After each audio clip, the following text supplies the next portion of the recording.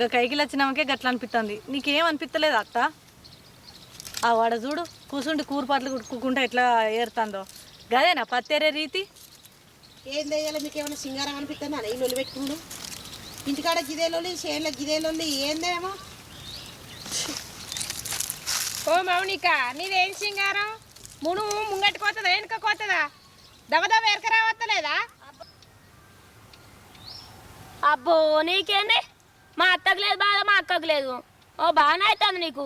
నువ్వు వచ్చిన పని నువ్వు చూసుకోరాదు.